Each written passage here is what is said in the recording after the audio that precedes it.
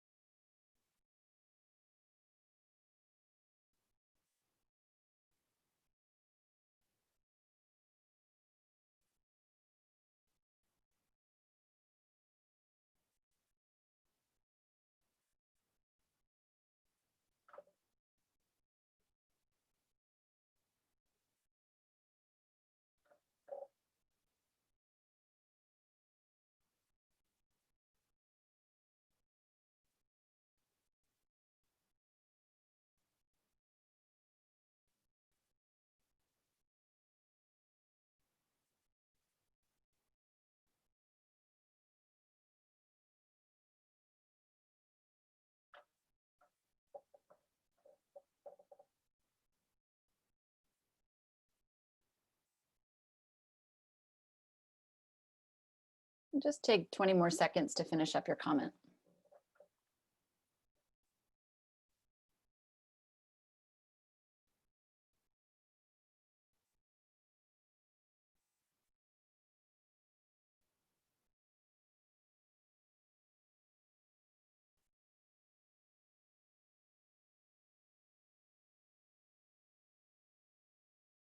Great.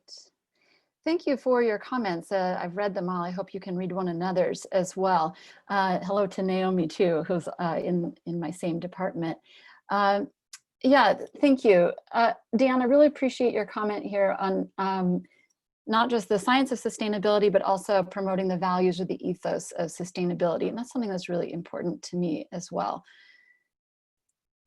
And good. All right. So it looks like there's other interest in thinking about integration across disciplines and the overlap of faith and sustainability. So I'll try and hit on that today.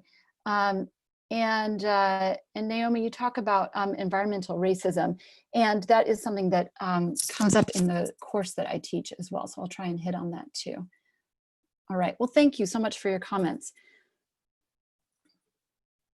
So I'm a theologian, and I think about sustainability from a distinctive perspective then. So really practically, like when students ask me what sustainability is, and sometimes they do that, my response is about the question, can we keep doing this? So to sustain something over the long term is to keep on doing it. Can we keep doing this? And I mean that in two ways. I mean it practically. Can the earth sustain our current way of living? And then ethically and religiously, can we justify how we're living or how our society is arranged? And I think the answer to both of those is no. I don't think we can sustain our current way of living. I don't think the earth can sustain it. And ethically and religiously, I don't think we can justify the way we're living right now, the way the world is arranged. So if it's not sustainable, then some change is called for.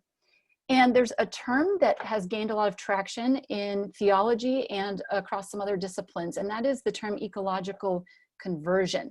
Ecological conversion. It's a concept that was actually first suggested by ecofeminist theologians like Rosemary Radford Ruther, but was later then picked up in Catholic social teaching and then amplified and made popular by Laudato Si, which is the papal encyclical on the environment.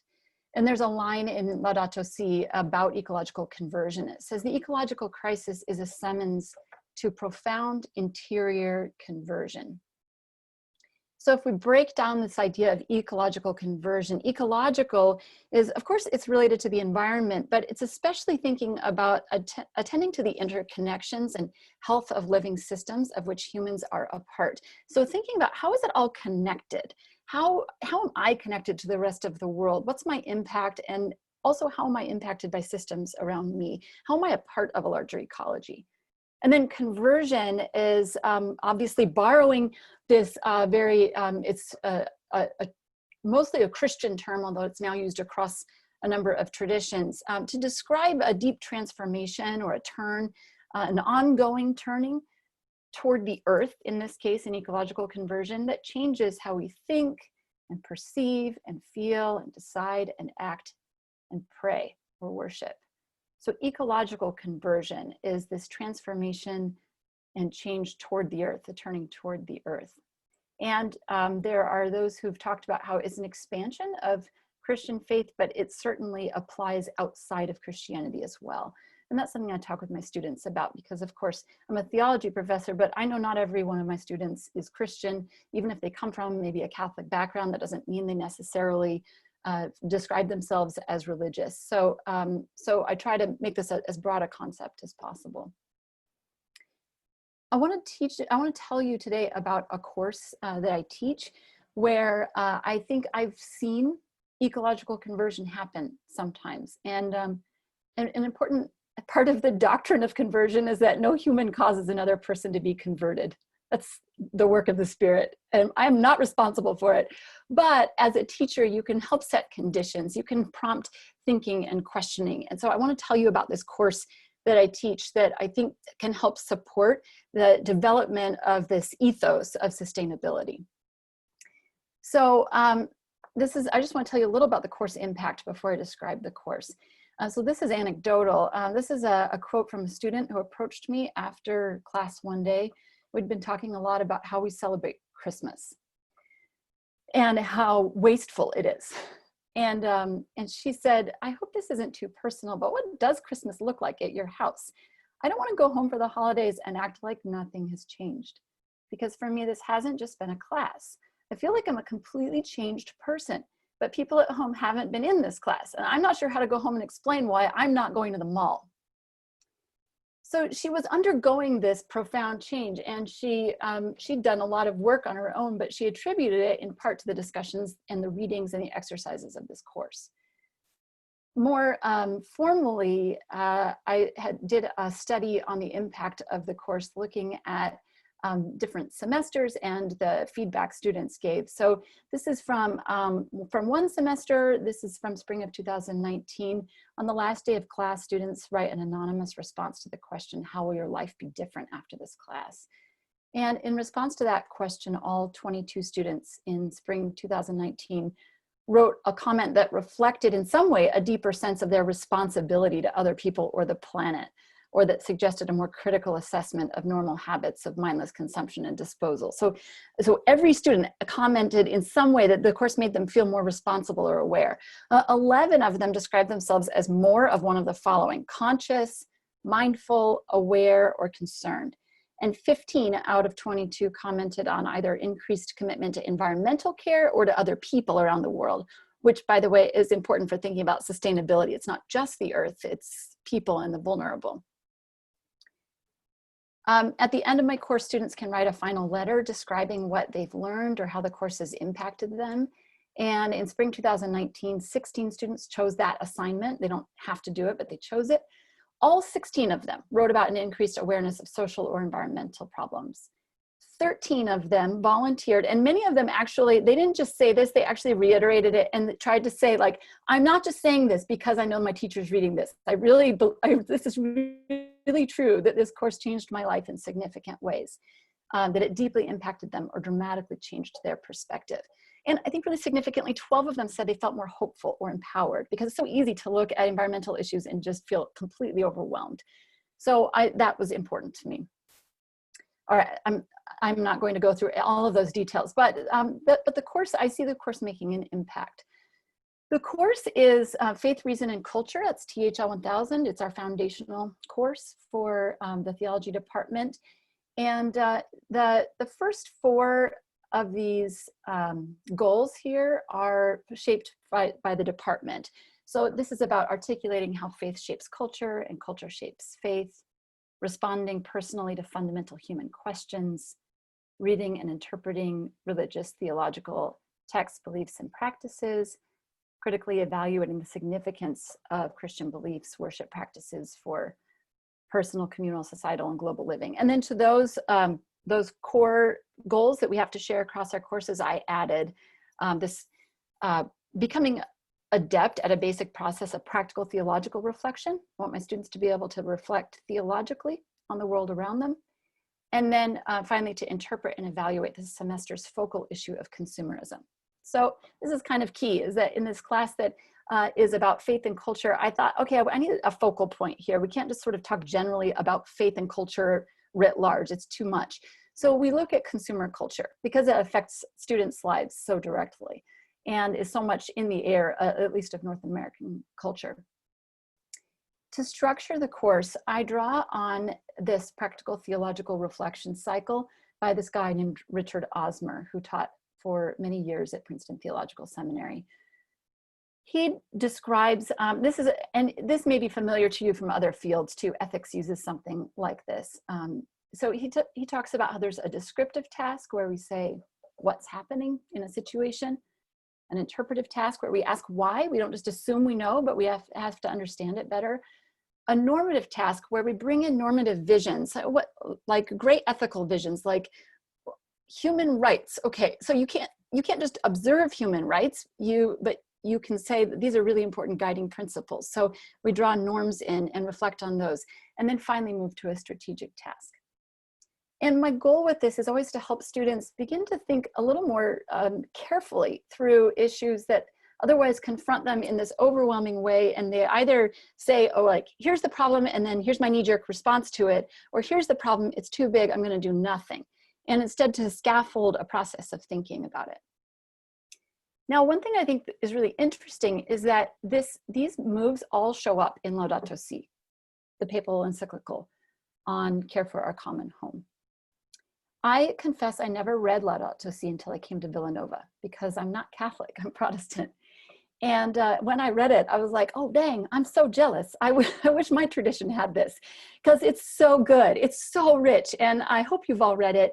It's worth rereading. Every time I go back to it, I'm so struck by its depth of analysis and the generosity of its vision. So what I'm going to do for the rest of the time is just talk through the units of this class briefly, and in each case show how Laudato Si is doing something similar. And I hope that this would help you imagine pedagogical possibilities for yourself, or just think how you might draw on Laudato Si to kind of point you to some of the key elements of this document. So the descriptive task, what's happening? This is where we start in the class. In Laudato Si, there's actually chapter 1 is what is happening to our common home. And there's this analysis then of the environmental situation that names pollution, water, climate change, loss of biodiversity, decline in the quality of human life and the breakdown of society, global inequality, and previous weak responses to these problems. So it's an analysis on the ground of important factors in the environmental crisis. In that unit, I have lots of readings, including sections from Laudato Si and other readings. And if you want my syllabus, I'm happy to share it with you. But we move through these questions of how does consumer culture affect us, the consumer? How does it affect the environment, and how does it affect people around the world? And Naomi, you mentioned environmental racism before, and this is one of the things we talk about, is how the results of a throwaway culture vastly, disproportionately affect people in developing countries and people of color and people in marginalized communities. So, so we talk about the effects of consumer culture, and I try to be fair and say there are aspects of consumer culture that benefit us. And at the same time, there have been these massive, massive problems that have resulted. So, and I give them stuff to read, so it's not just me standing there and preaching against it, but trying to help them understand what's happening around the world environmentally. I'm going to tell you with each of these an in-class exercise I do. I do lots of in-class exercises. These are just a few of my favorites. So one day I put students in groups. They get a chart, they work in groups, and they count how many items they have with them in class. Like they each have to count, you know, how many pencils do I have? And then we actually go through and we figure out how many items we have with us in class. And it's often somewhere between 1,000 and 3,000 items with us in class that day. Now it's different if you're doing online education, but in the classroom, it's a helpful exercise. And then we extrapolate there just to sort of think like, what proportion of our total stuff does this stuff represent? And just to get us thinking about how much stuff is in the world and how much of it we have. At the end of that unit, we do, they write a 2 to 3 page paper about a 1-week assignment. And that is, they can track their use of one commodity like paper, water bottles for a week, or they can track their spending, or they can trace the origin of a mass-produced item they own. So it's not overtly theological. It's just to get them thinking and noticing the prevalence of consumer culture and their participation in it. Then we move on to the interpretive task. And in the interpretive task, you ask, why is this happening? Laudato Si does this really well. So it says, it would hardly be helpful to describe symptoms without acknowledging the human origins of ecological crisis. And then it goes on to talk about the dominant technocratic paradigm, basically that it says technology and science are great at certain things and we over-rely on them for other things and ignore them completely when it comes to things that challenge the way we live. So it's a critique of this technocratic paradigm. And then also the problems of anthropocentrism, the neglect of the value of work, and the neglect of the value of human life. So in the interpretive task, I give students multiple theoretical perspectives on consumer culture. We read a piece about the history of economics, the development of consumerism. We read some evolutionary biology, we read some addiction studies, and then we read multiple pieces from religion and theology from different scholars that try to explain theologically what's happening in consumer culture. As part of this an in-class exercise I return to over and over, I give this a snapshot description of an hour of a student's life at Villanova. It's just like, you know, you go to the mailroom and you get this package and you have this conversation, you get your coffee and you throw it in the trash. But each time we read a new theoretical perspective, we go back to that case study and just see what that theoretical perspective helps us to notice and how it explains the situation. Because I really want students to get that theoretical perspectives aren't just the truth, right? They help you make sense of situations. And then they write a short paper at the end of that unit that either interprets their own behavior as a consumer or behavior they've witnessed in others. And they have to draw on 2 theoretical perspectives from that unit, one of which needs to be theological or religious studies, because that's the class. And then we move to the normative task. And I have to work really hard to help students understand what norms are, right? Religious and ethical norms. Laudato Si has this wonderful section where it's actually in 2 different places, the beginning and the end of the document, where Francis says that Christian faith actually offers some convictions that can be helpful to Christians, but also to other believers that offer ample motivation to care for nature. So he talks about biblical accounts of creation, divine love, all creatures revealing God, communion with nature, Jesus as attentive to the natural world, and finally this big section on what integral ecology looks like. Integral ecology that looks at the earth and at vulnerable people and brings them together into the conversation.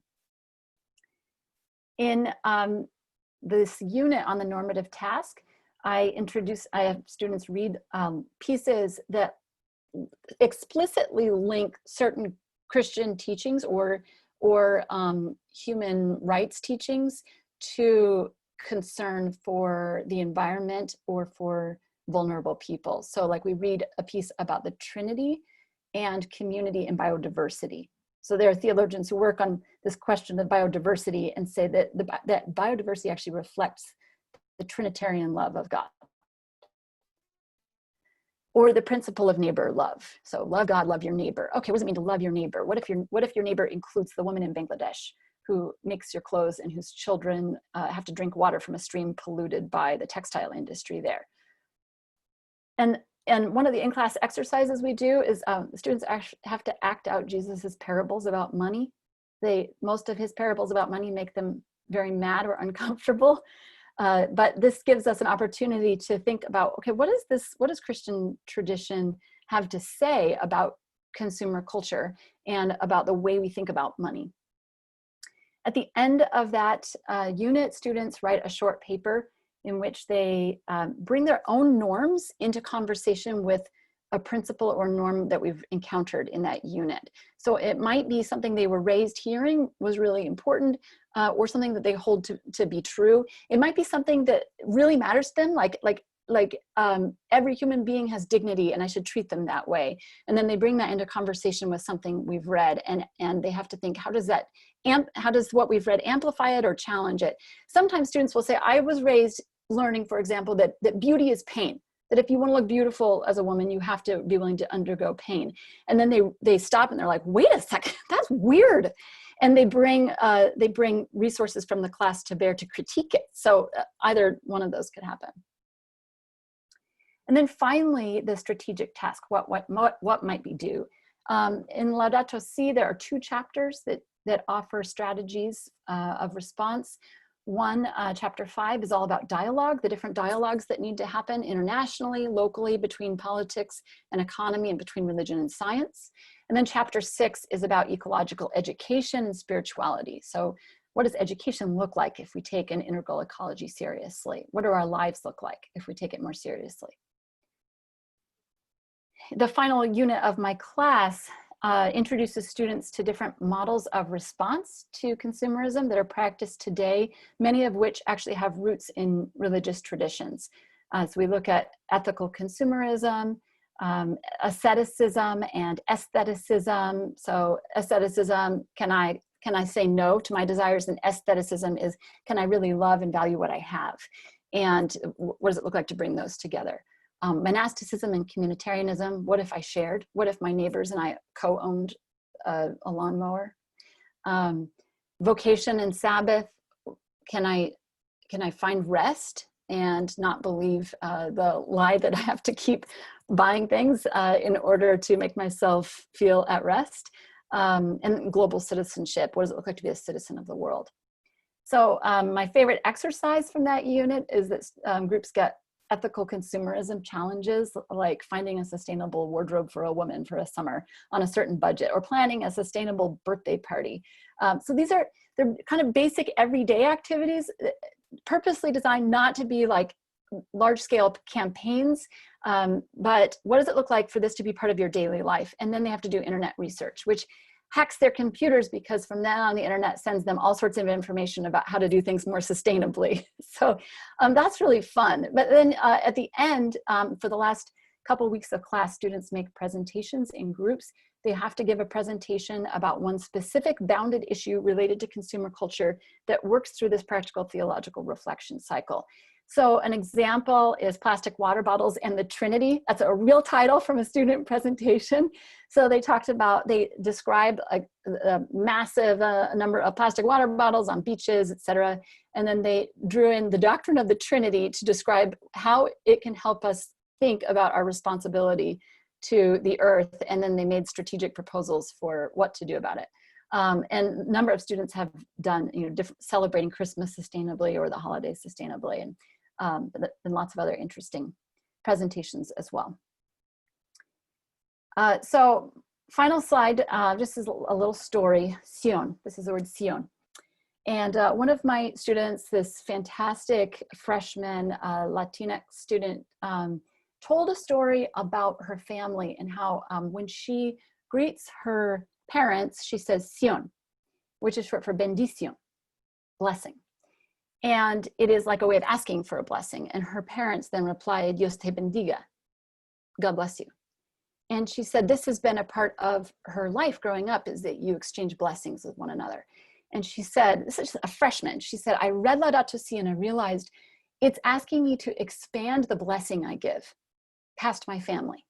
What if when I sat down to say thank you for the meal, I also said bendición to the underpaid migrant farmers who raised the food?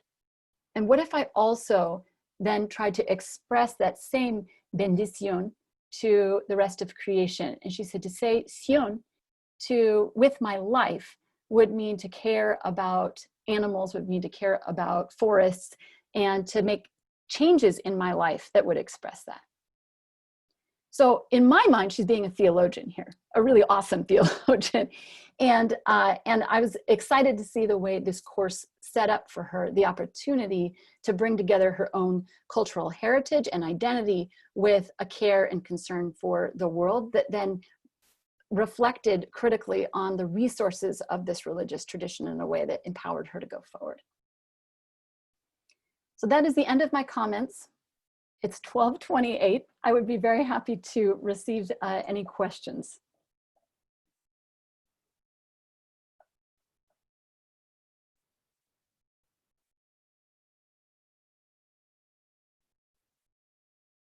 And feel free to just, oh, Charles, go ahead. Yeah, can you unmute yourself? I'm going to stop sharing so I can see us all. Yeah, I unmuted. Here I am. I was just trying to preserve bandwidth. I really enjoyed your presentation immensely. I'm in the chemical engineering department, and I'm really passionate about sustainable energy. And the more I learn, the more I realize how interconnected it all is. I'm also a very strong practicing Lutheran, and I think Catholicism and Lutherans are in the same boat, basically. I think we're certainly more similar than different. And Laudato Si, I think, is applicable to all Christian faiths. Anyway, that's a comment. My question is, wow, we struggle with strategy for proposals to reduce plastics and manage plastics in a technology sense. What do your students come up with as strategies for this same dilemma that we're all facing? And of course, COVID is just exasperating this by all the medical waste that happen to be necessary in order to protect human life. Yeah. It's a real struggle, and it's a really tough question. I'm wondering what some of your students gave as answers.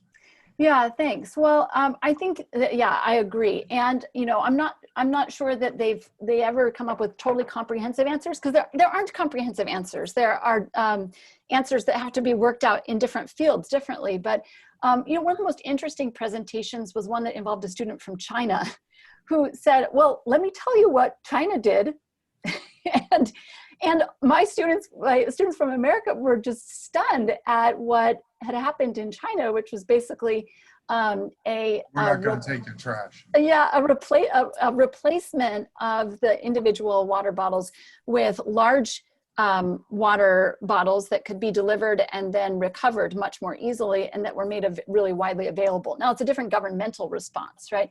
But it gave my students a totally different vision for what was possible. Like, they were working completely within this idea of like, okay, I just have to figure out how to recycle this individual thing. And it helped them think about a larger systemic issue. That said, I mean, my students are really good at just being like, well, you could just carry, I mean, when they were doing plastic water bottles, they were like, just stop buying plastic water bottles. Just don't do it. And that was, I think, important for their fellow students to hear as well. But it's a conversation, Charles, that I'd love to continue with you. I'm glad to share with you more ideas I've come up with. Thank you.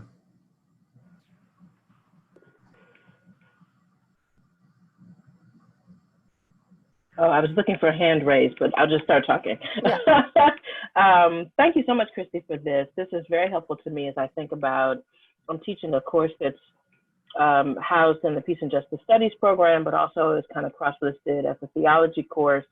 And it's on faith-rooted organizing. And typically what happens when I'm teaching 100% online in the fall, at least I've requested to do so. But typically what happens when we're in person is that students break into groups and then they select an issue area out of which a set of demands will emerge based on research, based on one-to-ones. And so they're mirroring the process of being an organizer at Villanova. Cool. Invariably, every time I teach the course, a group does some sort of sustainability issue. And so I'm thinking now that we all have to make all these adjustments for the fall. I'm thinking, what if I ask students to look underneath the wide umbrella of sustainability? Everybody's going to be thinking about what demands can be articulated to Villanova around sustainability. And so you've given me such helpful language and like example exercises and stuff to consider as we all travel down this sustainability kind of inquiry together. So I just wanted to express my appreciation. Thanks, Naomi. Yeah, I mean, you said one thing that I think I've learned in the process of this, and that is that with final presentations, I now give my students a big speech about how specific their presentation needs to be. And I now have this kind of dumb requirement, which is that the title of their presentation, its subtitle must begin with how to. So it can be like, you know, the Trinity and water bottles, but then the subtitle needs to be how to do X. Because otherwise they do way too much and then it's not specific enough. And sustainability it's so helpful as a big concept, but we have to tackle specific issues and specific problems. So to encourage students to be really specific, don't just choose sustainability in general. Talk about energy, or talk about food waste, or talk about the treatment of workers. And yes, it's all interconnected, and that's good because it means you work on one thing and you're working on everything, but you can't work on everything at once. So I emphasize to my students that those presentations have to be really specific. And then you get better solutions.